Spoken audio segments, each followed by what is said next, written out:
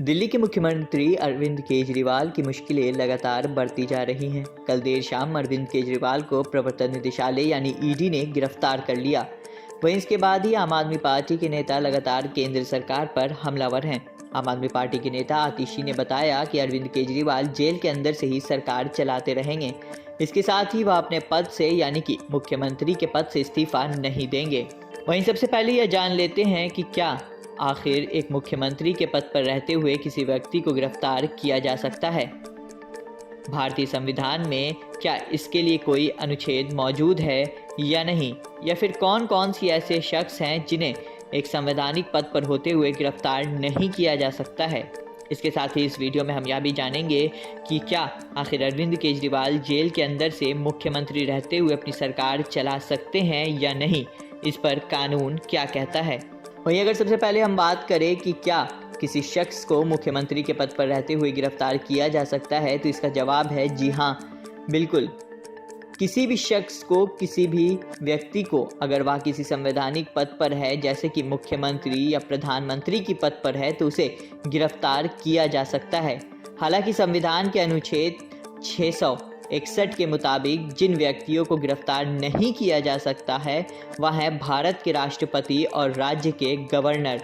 भारतीय संविधान के आर्टिकल 361 के मुताबिक अगर कोई भी शख्स भारत के राष्ट्रपति के पद पर या फिर किसी राज्य के गवर्नर के तौर पर नियुक्त है तो उसके खिलाफ किसी भी तरह की सिविल या क्रिमिनल केस नहीं चलाया जा सकता है।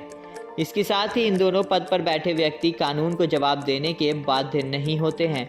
वहीं संविधान में ऐसा कहीं भी नहीं लिखा गया है कि मुख्यमंत्री या फिर प्रधानमंत्री या किसी मंत्री पद पर बैठे हुए शख्स को गिरफ्तार नहीं किया जा सकता है।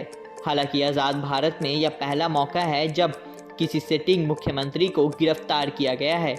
इससे पहले हाल ही में झारखंड के मुख्यमंत्री रहे हेमंत सोरेन को गिरफ्तार किया गया था, लेकिन गिरफ्तारी से पहले हेमंत सोरेन ने इस्तीफा देकर चंपे सोरेन को मुख्यमंत्री घोषित कर दिया था। वहीं इसके साथ ही साल 1957 में जब चारा घोटाला केस में बिहार के मुख्यमंत्री रहे लालू यादव को गिरफ्तार किया जाना था, तो उससे पहले उन्होंने मुख्यमंत्री पद से इस्तीफा देकर अपनी पत्नी राबड़ी देवी को मुख्यमंत्री बनाया था। वहीं अब बात कर लेते हैं, क्या अरविंद केजरीवाल मुख्यमंत्री रहते हुए जेल से सरकार चला सकते हैं या नहीं। मिली जानकारी के मुताबिक आम आदमी पार्टी इसको लेकर कोर्ट का दरवाज़ा खटखटा रही है। इस खबर के लिखे जाने तक अरविंद केजरीवाल सुप्रीम कोर्ट में दायर अपनी याचिका को वापस ले लिया है और उसे लोअर कोर्ट में पेश करने का मन बना लिया है। वहीं दिल्ली के मंत्री आतिशी ने बताया कि मुख्यमंत्री अरविंद केजरीवाल अपने पद पर बने रहेंगे और वह जेल से ही सरकार चलाएंगे। लेकिन क्या ऐसा संभव है? अगर हम भारत के संविधान की ओर देखें तो किसी भी पद पर बैठे मुख्यमंत्री या कोई अन्य ऐसे पद पर बैठे व्यक्ति को सिर्फ 2 ही मामले में पद से इस्तीफा देना होता है। यानी कि आपके जो पब्लिक रिप्रेजेंटेटिव हैं वो सिर्फ 2 ही मौक़ों पर पद से इस्तीफा दे सकते हैं।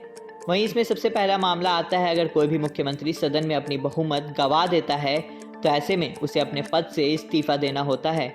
वहीं इसके साथ ही अगर किसी भी मुख्यमंत्री को, किसी भी पब्लिक रिप्रेजेंटेटिव को किसी केस में दोषी करार पाया जाता है और कोर्ट उसके खिलाफ सज़ा सुनाता है तो ऐसे में उसको अपने पद से इस्तीफा देना पड़ता है।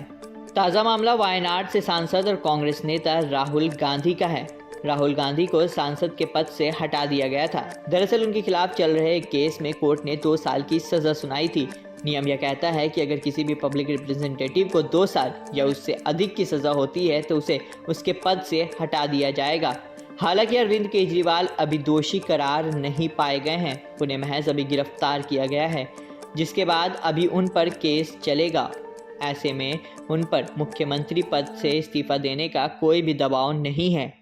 हालांकि अरविंद केजरीवाल के लिए जेल के अंदर रहकर मुख्यमंत्री पद संभालना इतना आसान नहीं होने वाला है। दरअसल एक राज्य के मुख्यमंत्री को कई पेपर्स पर साइन करने होते हैं, वहीं तय समय पर कैबिनेट की मीटिंग भी बुलानी जाती है। ऐसे में अगर मुख्यमंत्री अरविंद केजरीवाल मुख्यमंत्री बने रहेंगे तो उनके लिए सरकार चलाना बेहद मुश्किल हो जाएगा। हालांकि एक बात यह भी है कि अरविंद केजरीवाल के पास मंत्रालय का प्रभाव नहीं है, यानी उनके पास फिलहाल कोई भी पोर्टफोलियो नहीं है। अब देखने वाली बात होगी कि कोर्ट इस मामले में क्या फैसला सुनाती है। क्या कोर्ट अरविंद केजरीवाल को गिरफ्तारी को सही ठहराती है या फिर उन्हें कोर्ट के जरिए राहत मिल जाती है।